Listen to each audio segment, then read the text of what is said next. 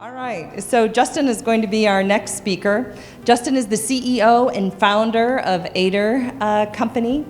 He is responsible for a marketing eSports agency. He basically connects brands with gamers, to be able to sponsor the gamers. He helps to activate campaigns that are targeted to the gamers, as well as works with key influencers in the gaming industry. So with that, Justin, come on up. Let's share a little bit more about the e-gamer and how do you market to them. I'm the CEO of Ader. We're really fortunate to be one of the leading marketing companies for esports and gaming. I know a few of you have already released esports-focused products, and you're probably thinking, how do we capture this massive audience of gaming personalities and reach these gamers in an authentic way? And that's a challenge that a lot of companies face. My hope today is to give you guys a little bit of guidance as what the ecosystem looks like, and then you can make your own decisions moving forward. Now, we're going to jump into a few slides here, but before we do, quick raise of hands. Who knows what Twitch is?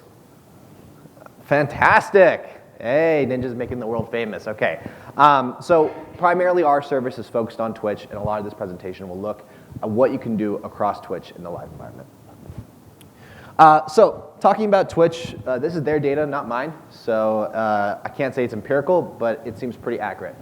What we see right now is a massive audience of people who enjoy live content. A lot of people still watch TV. A lot of people who play video games don't at all. What they do instead is they engage with their favorite content creators live in a very direct manner. They're going to be talking to each other daily, in chat, communicating and building a real authentic relationship. And this is one of the really important advantages of Twitch, is that authentic relationship. When you guys are thinking about bringing your brands to gaming, you want to capture and capitalize on that authentic relationship. As you can see, the majority of Twitch users are male, despite the fact that actually over 40% of women are playing video games in the Gen Z audience group. When it comes to actual content consumption, it's still heavily male, and that is changing, thankfully, becoming more of an even number. And then you have a huge number of peak CCVs. These are numbers of engaged customers at once. Anyone who watches any major TV show knows that Nielsen reports on the number of viewers for the total piece of content. On Twitch, you have up to 2 million people watching gaming content at once. That's a massive number, and it competes with some of the biggest television shows out there. A little bit more about the esports fan for those of you guys who are interested or want to know about what their spending habits are, what their interests are. You'll see that 70% of them are actually interested in sports as well as gaming. A lot of people see the world as not synonymous, but in my mind, they're very similar. If you grew up playing football, you're going to enjoy watching football. If you grew up playing video games, you're going to enjoy watching video games. And 1 in 3 people are watching at least 5 hours of Fortnite content every single day. That's a huge amount of content consumption. The last time we saw content consumption similar to that was when TV first came out. And you're going to see this trend continuing, and actual watch time on Twitch has increased about 25% year over year since inception. So really engaged group of people who really love this kind of content. Here's some of the genres that are most popular. I'm not sure how relevant this is when you guys are thinking about marketing a product, but I do want to call out that based on whether or not you're focusing on things like cognitive eye function or other focuses, you will want to think about your genre. For instance, if you care about cognitive eye function, and by the way, I don't eat any kale, so I'm sure I'm going to fail that exam. Detest kale. You're going to care more about a shooter personality or console game, because those are games where reaction speed really matters. I suck at reaction speed, probably because of the kale. So I'm focused more on the real-time strategy and the puzzle game category. That's my preference, because I like to take my time, think, and actually view things. These are the categories that are most popular across Twitch, and these are the categories you should be thinking about when you're targeting a particular customer. Do you care about response time? Do you care about cognitive performance or anything like that? Think about the genre that you want to reach and what the selective audience is. As a whole, the shooter category is by far the most popular, with Fortnite really dominating that category, and that's followed by the strategy category. So those are the 2 most popular categories. This is what Twitch looks like. Most of you are familiar and you've heard of Twitch. You may not have seen a live stream. You may not have tuned in and understood what an authentic relationship on the platform actually looks like. As you can see, you have a content creator here playing a video game, one of my favorite games, Hearthstone. It's a little bit on the down low right now. And you have a chat, and that's a group of people who are actually talking to him, and he's engaging with them on a daily and usually on a minute-by-minute basis, which is something that you're missing in traditional television.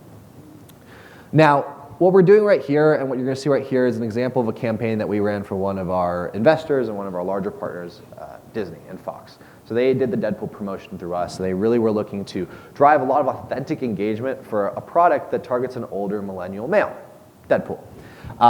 One of their biggest challenges, though, was that they had to keep the content rated PG-13 because they were promoting across Fortnite, which has a younger audience. You have a lot of COPPA compliance issues. So they came to us and said, look, we want to have a really effective campaign that's going to be authentic, and it's going to be fun, and it's going to reach a lot of engaged customers. And this was the plan that we put together for them. So you can see, this was more of a traditional media buy. You have your profile banner. This is an ad block proof banner that anyone can click on to buy your product. You have a stream overlay right here. That is an overlay that pops up whenever someone donates money or subscribes and engages with the content in that financial manner. And then, more importantly, you had these chat emotes. If you guys have seen Deadpool, you know that there's Peter, the only superhero without any powers, and he goes skydiving. When you jump out of a plane in Fortnite, you also go skydiving. In Fortnite, it's a massive bus, not a plane, but the concept kind of follows through. So anytime someone would jump out and start their game in Fortnite, we would have the chat spam the Peter emote.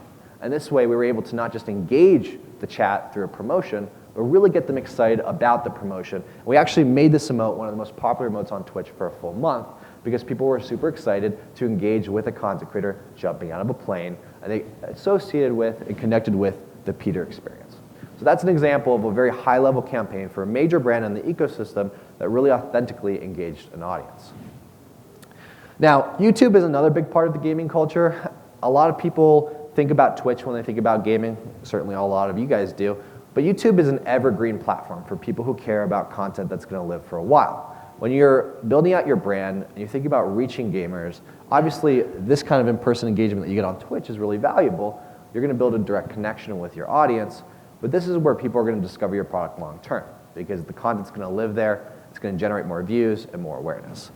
I don't think I have to explain how YouTube works, but I do want to explain the three kind of categories that you will be thinking about when you work with content creators and you want to reach an audience here. Now keep in mind that we avoided traditional ad buys across YouTube and across Twitch because ad block is a huge issue in this ecosystem. And you have questions about how ad block works, it's probably not the privy of this conversation, but we'll talk about it after. So on YouTube, you have integrated videos, dedicated videos, and stream highlights are your three.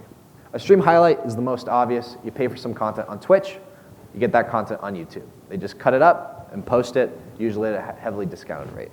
The dedicated videos and integrated videos are the two other categories. If anyone's ever seen any sponsored content on YouTube, you've probably seen someone promoting a new game that came out, brought to you by EA, brought to you by Activision. That would fall under your dedicated video. It's a piece of content, 5 to 10 minutes long, that basically covers a game or a product. And then integrated videos are one of the most popular categories right now. The reason for that is twofold. One, you get a lot more views on a piece of content that's authentic to a channel. And two, YouTube's algorithm more heavily weighs integrated content versus dedicated content.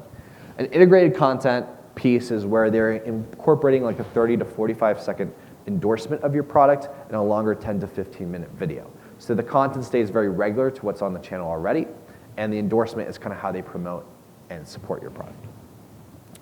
Now, many people think about esports, they actually think about the tournaments and live events. They think about these arenas that you spoke to previously that are full of people, 15,000, 20,000 people. The Fortnite arena sold out a 35,000 person arena for their World Cup.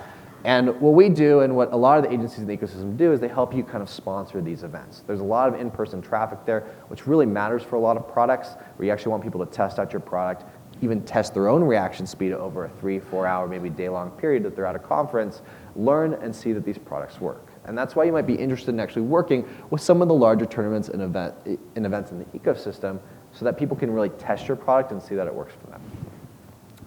And then event reporting and actual stream analytics is a really big part of the ecosystem right now, and it's definitely the one that's most in flex. Most of you are probably familiar with Nielsen or Google AdWords as your reporting metric, but Twitch is a black box, and most live platforms are as well. Because Amazon owns them, you're not getting a lot of data. And that's why you have to rely on third-party services like Stream Hatchet to come in and help you guys find the data. Where is your audience based? How long are they engaging with your product? but most importantly, what's the organic chatter about your product after promotion? You're gonna wanna know how many times people are talking about Kale, for instance, after you've done a promotion across the entire platform. And analytics services like StreamHatchet or my company, Adder, help with that because we're able to really drive and understand anytime someone's mentioning your product across the entire ecosystem on Twitch. We're talking millions of channels, millions of chat messages. So the last category that I want to talk about today, and one that a lot of people are curious about, is what is it like to sponsor an actual team? You know, you can work with an event, you can work with a personality like Ninja, but what if you want to go behind a team, maybe you're interested in Overwatch or Activision, or something you played COD as a kid? Well, the solution here is you can sponsor teams. I personally would actually stay away from it. I think that teams are pretty expensive and they follow a very traditional model for sports where you're basically paying for brand recognition across the team, but it's really hard to track whether or not you're getting a direct sale. A lot of the esports teams right now are actually buying out traditional locale. If they're part of a league, they may even have a stadium that they have to fill. And you end up finding yourself in a more of a traditional sports environment where you're paying for banner advertising and general awareness and less immediate activations. Now, I want to finish up with a few of our clients, just so you guys know what we do. We've worked with many of the top brands in the ecosystem. We're pretty much known for bringing some of the biggest brands to the space. All of Disney, Hershey's, and Uniqlo are three of the biggest brands that we've brought to esports. A lot of these brands rely on companies like mine to leverage our industry knowledge and, of course, the relationships we have with talent to be able to reach an audience in a really authentic way. So that's a little bit about my company and about how you can market across the ecosystem. The purpose of today's presentation was to give you guys a very high-level look at what this content could look like on the platform. If you guys have specific questions on what a campaign could look like, talk to me after the presentation. Thanks, guys.